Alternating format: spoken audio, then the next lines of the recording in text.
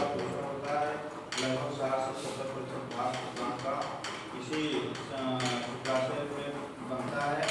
और ध्यान दीजिएगा, इसमें जो चिपचिपा तरल पदार्थ होता है उसमें सीमेंट की जो मात्रा होती है इसका जो शुक्राणु बनते हैं, शुक्राणुओं में 70% का जो पोषण होता है इसी भाग में होता है। इसके बाद आती है हमारी प्रोस्टेट ग्रंथि की। प्रोस्टेट ग्रंथि, प्रोस्टेट ग्रंथि में क्या होता है कि जो श्वेत अर्थात जो पीले रंग का श्वेत तरल पदार्थ स्रावित होता है वो इसी भाग में स्रावित होता है, प्रोस्टेट ग्रंथि में ही स्रावित होता है। इसमें शुक्राणु का बनने का क्रिया को आरंभ हो जाती है, अर्थात शुक्राणु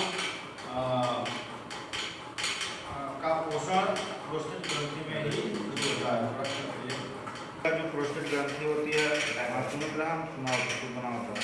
प्रोस्टेट ग्रंथि में जो श्वेत तरल स्रावित होता है यह लगभग वीर्य का सीमन का लगभग 20 से 30% भाग बनाता है और उसी भाग में इनका पोषण होता भी है। इसमें एक पदार्थ स्रावित होता है, रासायनिक पदार्थ स्रावित होता है, जिससे फास्फेट और सिट्रेट, ठीक है, प्रोटियोलाइटिक एंजाइम स्रावित होते हैं जो इसको इसका स्वीकरण प्रदान करते हैं। ठीक है, प्रोस्टेट ग्रंथि के बाद बारी आती है काउपर की ग्रंथियाँ की। तो यह प्रोस्टेट ग्रंथि की गोल अंडाकार संरचना होती है जिसमें कि जो सीमेंस होते हैं, जो स्पर्म होते हैं, वो उसमें परिपक्व मैच्योरेशन की स्थिति में होते हैं। ठीक है, अर्थात ये द्रव बन जाते हैं तो ये मूत्र मार्ग से विसर्जित होते हैं। इसके बाद आती है वीर्य की सेवन क्या होता है। सेवन के बारे में लगभग अधिकांश लोग आपको बताया गया होगा कि जब सीमेन का स्खलन होता है, मनुष्य में जब स्खलन होता है, रिएक्ट होता है, तो उसमें 40 करोड़ तक शुक्राणु होते हैं। ठीक है, और उसमें जो श्वेत तरल पदार्थ होता है, सीमेन में जो श्वेत तरल पदार्थ होता है उन 40 करोड़ शुक्राणुओं का संचय और उसको पोषण प्रदान करने का कार्य करता है, और उन शुक्राणुओं को गति प्रदान करने का कार्य वो श्वेत तरल पदार्थ जो होते हैं, चिपचिपे जो श्वेत तरल पदार्थ होते हैं, उनको गति प्रदान करने का कार्य, उनको पोषण प्रदान करने का कार्य करते हैं। ठीक है, एक ही शुक्राणु, एक ही रिप्रोडक्शन के समय एक ही शुक्राणु मादा के फिलोपियन ट्यूब में पहुंचते हैं और गर्भधारण हो जाता है। बाकी जो 40 करोड़ के जो शुक्राणु होते हैं, सीमेन होते हैं, वो नष्ट हो जाते हैं। ठीक है ना, एक ही शुक्राणु से ही गर्भधारण हो जाता है, अर्थात भ्रूण का निर्माण हो जाता है। ठीक है, तो एक बार स्खलित होने का जो सीमेन होता है, एक बार जब स्खलित होता है उसमें लगभग 25 से 30 या 30 से 40 करोड़ शुक्राणु स्खलित होते हैं। ठीक है, अब आती है नर में यौना आरंभ। नर में यौना आरंभ 15 से 16 साल की आयु में नर में यौना आरंभ शुरू हो जाता है, यौन आरंभ हो जाता है, अर्थात जन्म की क्षमता का विकास शुरू हो जाता है 15 से 16 वर्ष की आयु में। इसके प्रमुख जो लक्षण होते हैं, उनकी आवाज़, ठीक है, बच्चों की या जो नर्स होते हैं उनकी आवाज़ मोटी हो जाती है, उनमें आवाज़ परिवर्तन हो जाता है, आवाज़ परिवर्तित हो जाते हैं, और उसमें जन्मांगों का विकास पूर्णतः हो जाता है।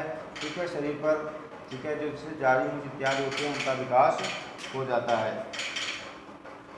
ठीक है, तो यह नर में यौन आरंभ होता है। नर के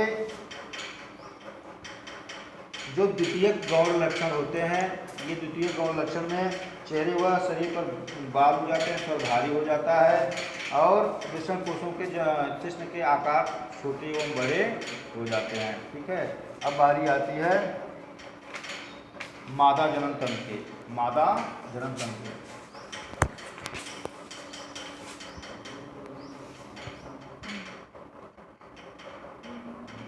जनन तंत्र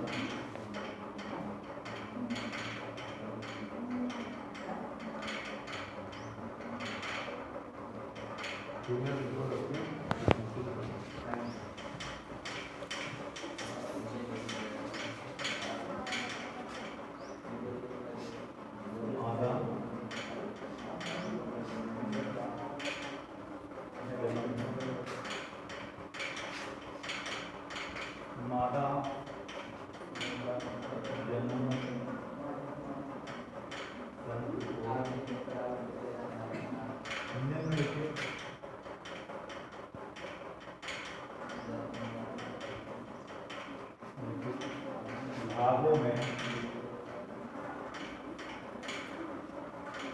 विभक्त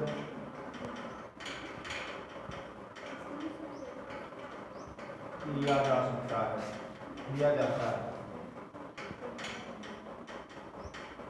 किया जाता है। ये पहला होता है एक जोड़ी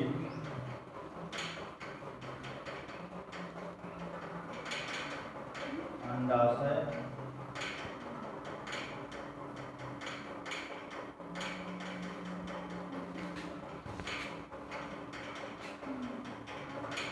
एक जोड़ी अंडवाहियां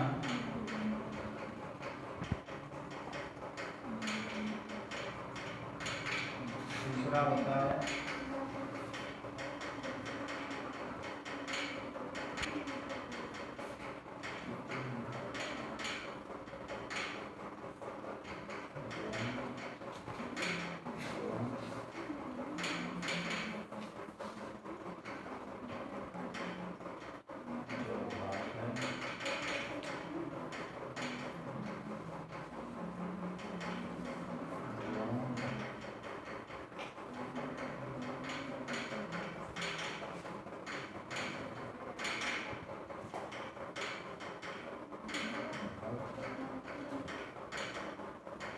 सहायक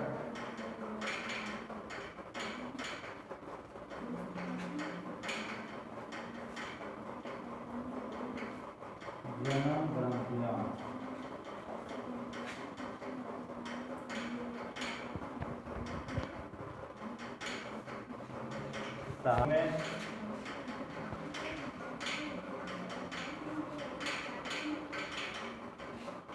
एक जोड़ी वार्धोलिन की ग्रंथियां वार्धोलिन की ग्रंथियां और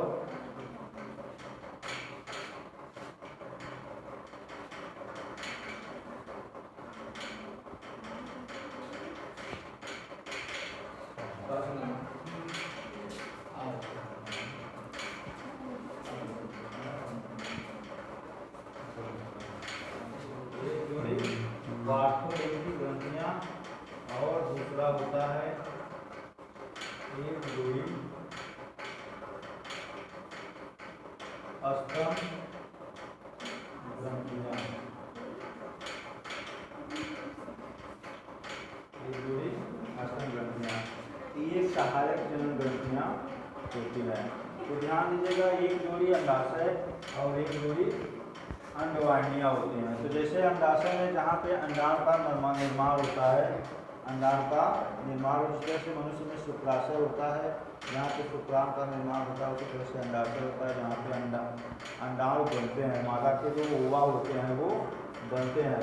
और एक जोड़ी अंडवाहिनियाँ होती हैं, अर्थात दोनों तरफ से अंडवाहिनियाँ गर्भाशय में आती हैं, ठीक है, फैलोपियन के रूप में आती हैं, जहाँ पर स्पर्म का इंतजार करते हैं, अर्थात शुक्राणु का करते हैं। शुक्राणु के विज्ञान पढ़ावा जाएंगे।